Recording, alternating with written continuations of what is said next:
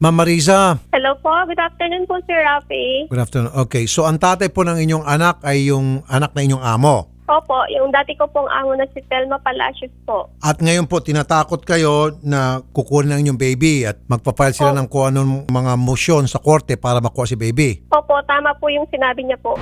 Bakit daw niya po kukunin yung baby? Hindi naman kay kasal at 7 and below, dapat nasa nanay. O below 7 years old, dapat nasa nanay. Nasa batas natin yon. Kasi po, ito po ang nangyari, sir. Parang inano ko po, bilin ko po sa sa lola niya yung anak ko po. Kasi po, syempre, magtatrabaho po ako dito sa Iloilo. So, binilin ko po muna yung anak ko na bunso. Tapos po, hindi ko po ibig sabihin na na binigay ko po yung responsibilidad sa kanila. Hindi ko na po papakailaman yung bata. Syempre po, maging nanay pa rin po ako. Yun po ang gusto kong mangyari. Tama, okay. So ngayon, ang gusto nila, yung anak mo, kukunin nila. Gusto po nila yon kasi po tinitingnan po nila na na parang hindi ko po kaya na palakihin at magkakaroon po ng magandang kinabukasan ng anak ko po. Yun po ang Okay, tingin sige nila po. sa akin. Ma'am, meron lang pong gustong itanong ang isa sa mga netizen na nanonood ngayon, si Robert Jan. Curious lang daw po sila, paano raw po kayo nagkagustuhan ng anak na inyong amo na si Romulo Palacios Jr., yung nurse? Nung nagtatrabaho po ako sa kanila po, lagi po kami nagbibiruan yan. At saka po, aminado po ako na crush ko po talaga siya. Pero hindi ko po siya pinakitaan ng motibo na may gagawin po ako na kalandian sa kanya.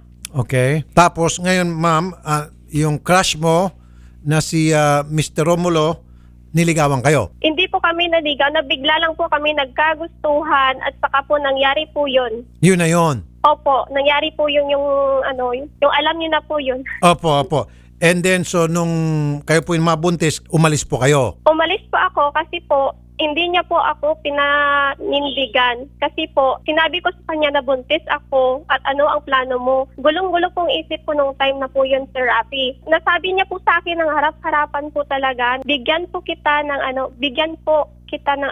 medicine para dyan, para matapos na daw yung problema ko. Ibig sabihin palaglag? Opo, yun po. Yun ang ibig sabihin ng medicine na sinasabi niya po. Kaso hindi ko po siya pinakinggan po, Sir Rafi. Okay, ma'am. Ito, ma'am, ewan ko kung makakatulong to sa iyo pong pakiramdam. Sabi ni Jumuawan de la Cruz, bakit maganda si ma'am? Sabi naman ni Lily, maitsura kasi si ate, ganda rin. Sabi naman ni Jonel Buenaflor, idol, cute si ma'am. Sabi po ni Edwin Cara, biglang nagkagustuhan, sana all. Okay. Now, kausapin na natin si Mr. Romulo Palacios Jr., yung naging kasintahan ni Ma'am Marisa, yung dati ng kasambahay, at gustong kunin yung baby. Sir Romulo.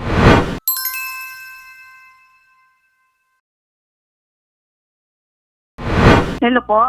Nasa meeting, pinapatawag ko sa ospital kasi frontliner yun eh, nurse. Frontline, okay. So Oo, ako yung mother, ako yung pinapatawag. kayo po, Ma'am Telma, is radiologist. Si Romulo is, pareho kayo mga frontliner, okay. So, Nanay Telma, nagbabanta kayo na kukunin po yung baby kay Marisa? Po? Ito po, may mga text dito ng pananakot po. Yung inyo pong anak, tinatakot po itong si Marisa na kukunin po yung baby at idadaan po sa korte. Ay, hindi po. Ay, hindi ko lang alam kung paano, pero ako naman po, ganito ang kwento niyan. Walang pananakot nangyari. Actually, ang bata dito sa amin, iniwan niya with all the comfort ng bata kasi sabik na sabik rin kami sa apo. Ngayon, bakit niya tinanga yung bata? Sana nag-set siya ng ano bang kailangan. Yung mga na-set niyang condition, hindi siya pinagbabawalan. Nasaan yung baby ngayon? Ang bata, dinala niya doon sa pinagtatrabahuhan niya na ako din naman tumulong sa kanya na magtrabaho doon kasi nga para makapaghanap buhay siya para siya doon sa isang anak niya. Okay, Kasi yung anak Ma'am Marisa. okay na dito sa amin. Ma'am Marisa, gusto mong kausapin si Ma'am Telma? Usap kayong dalawa. Sige po, wala pong problema, Sir Rafi. Ano ba tawag mo sa kanya? Nay? O ano Okay. po? Mama? Kasi darating matawag ko sa kanya. Madam, hindi dapat mama. Naalala mo po ba nung day off ako? Tapos, hiniram ko yung bata sa'yo. Okay. Alam mo, di ba umiyak si Kyle, di ba po? Umiyak siya kasi syempre, kailangan na kailangan ako. Umiyak din po ako, di ba? Alam mo, yan ang reason. O ngayon? Yung naging problema ko lang po, bakit mo po ako detect na lilimitahan po yung pagbanding ng anak ko Dahil lang po sa reaction ng anak ko na ayun, parang nagbago yung mood, sabi mo. Ganito. Sagutin mo ako. Si Rafi, nakikinig kayo. Opo, ma'am, nakikinig po kami, madam. Ganito. Totoo po yun. Sinext ko siya na ilimit muna ang banding kasi nasa separation, karoon ng separation ang site. Kasi po ba, ilang months pa lang kasi tinulungan ko siya magtrabaho doon sa Iloilo. So nagkakaroon siya ng off ng 3 days. So, ma'am, bakit niya ilimit yung banding sa kanyang anak? Pinalilimit niyo po. Hindi, nililimit ko. I mean, yun, di ba, 4 days. Sabi ko, kasi nakawin na yung bata eh. Ipinapadede niya ulit psychologically, may effect, effect yung bata. Pero hindi ko siya pinagbabawalan. Ang ano ko naman doon, ang separation anxiety between them. Kasi nahirapan siya, babalik siya sa trabaho, iiyak siya. Ganon din yung bata. Pagdating ng bata dito, parang tulala na ayaw na naman niya sa amin. So sabi ko, adjustment period nila for the meantime. Sabi ko, ilimit mo na, nagtatrabaho naman siya. Ganun lang ang point ko. Hindi yung totaling, nanay ako, naintindihan ko, ginawa na tulungan siyang magtrabaho doon sa malapit para dinadaan namin ang bata sa kanya pag nagpa-Iloilo kami.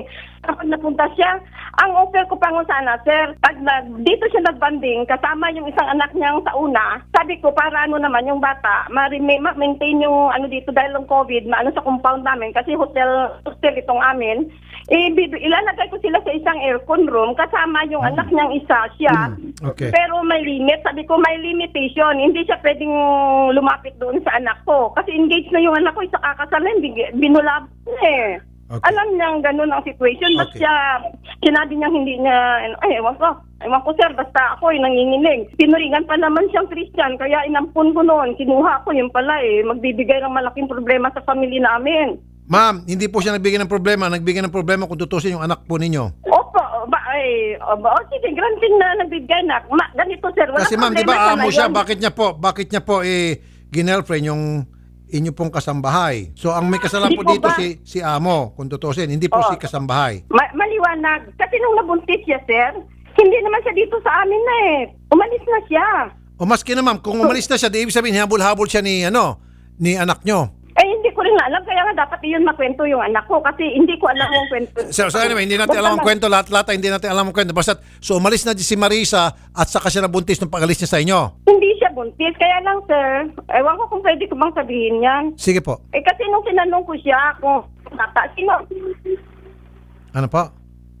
sabi niya complicated. Bakit? May third person ba? Kaya inamin niya, meron mga message siya, screenshot doon sa anak ko na during the time na may nangyari sa anak ko, meron din daw may ibang lalaki na gumalaw sa kanya. Okay, Kaya totoo ba yun, ang- Marisa? Totoo ba yun? While you're in a relationship totoo with nangyari, sir. Romulo at merong ibang lalaking gumalaw sa iyo ayon kay Nanay Telma? Hello po, Ako nagtanong. pero hindi ko po yun karelasyon kasi nag-force po yung lalaki na gawin sa akin yun. Nag-DNA na raw po sila, positive na anak ni Romulo. Okay, so meron na palang DNA test result at si Romulo talaga ang anak. Opo. Okay.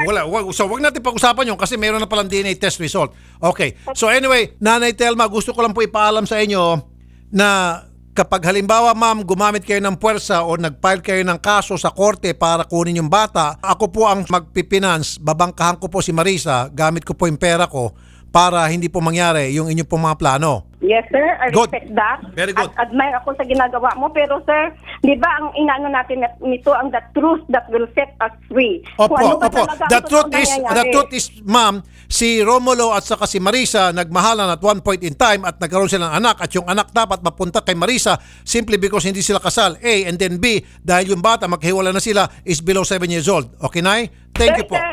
Hi Sir Romulo, magandang hapon po. Opo, ma'am. Hindi kayo nakapanayam kanina ni Idol Rafi, pero magiging straight to the point na ako, Sir Romulo. Ano po yung tinetreat nyo dito kay Ate Marisa regarding dun sa bata? Nabasa kasi ni Idol Rafi na nagtetreat kayo. Opo ma'am, kasi po, concern po kami sa kapakanan ng bata. Paano niya po yung mapalaki ng maayos, yung nangangamuhan siya dyan, tapos yung bata niya sa kanya. So, kine-question nyo yung kakayahan niya bilang isang ina para maalagaan itong anak po ninyo. Opo. Bakit po? Kasi nga po, nagtatrabaho siya dyan.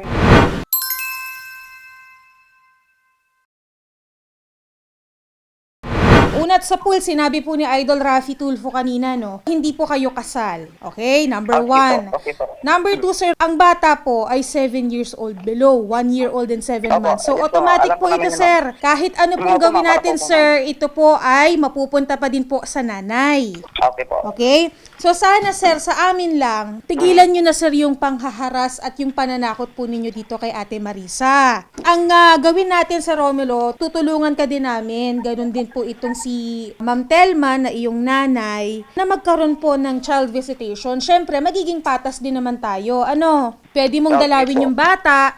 Okay? Pero nasa pagkakasunduan po ninyo yan sa MSWDO. At ito po ay i-coordinate namin. Okay? Okay Pero po. sana, sir, Opo. wala na pong pagtitreat na ikaw ay magkakaso, dadalhin mo sa korte ito. Wag na po sana ganun, sir. Hindi porket kasambahay po itong si Ma'am Marisa ay ginaganyan-ganyan nyo, sir. Ma'am, hindi naman po sa ganyan kasi yung bata lang po talaga yung concern namin. Ang punto ko po doon, ma'am, kasi may ino-offer po kami sa kanya na pwede niyang bisitahan dito. Bakit na po kasi kinuha? Oh. Akala ko binigay niya. After Sir, malaman nanay na siya, kasi sir. na ako Hindi yung po tatay. kayo kasal. So, sana, sir, wag niyo din pong ipagdamot sa kanya yung pagiging isang nanay po niya. Sige po. Okay? Sige po. Sir Romulo, paano po ba kayo nagkainlaban nito ni Marisa? Hindi po kami nagkainlaban yan, ma'am. Pero nabuntis mo. Opo, sabi niya po. Pero hindi din siya sigurado kaya pinadinay namin. Pero aminado ka may nangyari po sa inyo, sir? Opo. Ano po ba yun, sir? Paano po nagsimula? Paano mo ba masasabi ito? Kasi wala kayong relasyon. Paano nagsimula yung sa inyo ni Ate Marisa? Ang una nangyari niya kasi noong bago dumating yan, tuwing gabi dito ako sa function hall. Palagi akong umiinom dyan, nagtatambay. Tapos noon, marami din siya nagtatambay dyan paggabi. Kahit mga alas 10 na dyan pa rin, di siya umakyat sa kwarto niya sa taas. Okay, pero nung time po na yan, ay ikaw po ay may ibang kasintahan. Opo. Meron kang karelasyon pero pumatol ka dito kay Ate Marisa. Nausin po, sabihin natin ganun. Okay, dun pa lang, sir, mali na po tayo, no? Mm-mm. Okay. Sir Romulo, nakikinig si Ate Marisa ngayon. Gusto niyo po mag-usap? Go ahead po. Hello. Hello. Ito na lang po gagawin natin, ha? Kung mapagkasunduan natin na na sa akin na lang yung bata, tapos ikaw, visiting na lang yung rights ko kung pwede. Hindi, kahit sa'yo na yung bata. Oo, yun na lang. Wag mo na akong guguluhin, ha? Okay? Hindi, go. Sir Romulo, sige po, ganito na lang po, no? Wag nyo na lang pong i-message or harasin po itong si Ate Marisa, takutin na magkokorte. Kasi sir, gaya po ng sinabi ni Idol Raffy kanina, kung magkokorte po kayo, sir, ilalabas po lahat ni Idol Raffy Tulfo yung kanyang pera para naman po depensahan po itong si Ate Marisa. Sige po. Okay? So sana, sir, ngayon pa lang po, matigil na po natin, maiayos na po natin ito, sir. Okay? Sige po. Sir, any last message lang po kay Ate Marisa? Sige po, go ahead po. Alagaan niyo Hello? yung bata. Sige po. Makakaasa po kayo. Ate Marisa, si Sir Romulo, ang sabi kasi niya is hindi na siya doon maghahabol sa bata, pero binibigyan niyo pa rin po siya ng visitation rights. Tama po? Visiting na lang po yung ano niya, pero hindi niya na po pwedeng hiramin po sa akin kahit ni ng lola ko. Natakot na po ako. Okay. Sir, and syempre yung sustento ha. Kailangan niyo pa din pong magbigay ng sustento. Pagkain po, gatas. Ganun po kami. O lahat po, ibibigay niyo po. Pero wala pong pera ng boss kasi hindi naman mariwalis ng bata ng pera sa ngayon. Okay, Ma'am Marisa, okay po ba sa inyo, ma'am? Magbibigay po siya ng mga pangangailangan po ng bata pero wala pong pera? Opo, sapat na po yun sa akin. Make sure, sir, yung ibibigay po ninyong supply sa bata, naglalast po ng 1 month, ha? Ng buwan talaga na magtatagal po sa bata. Okay, Sir Romulo, maraming salamat po.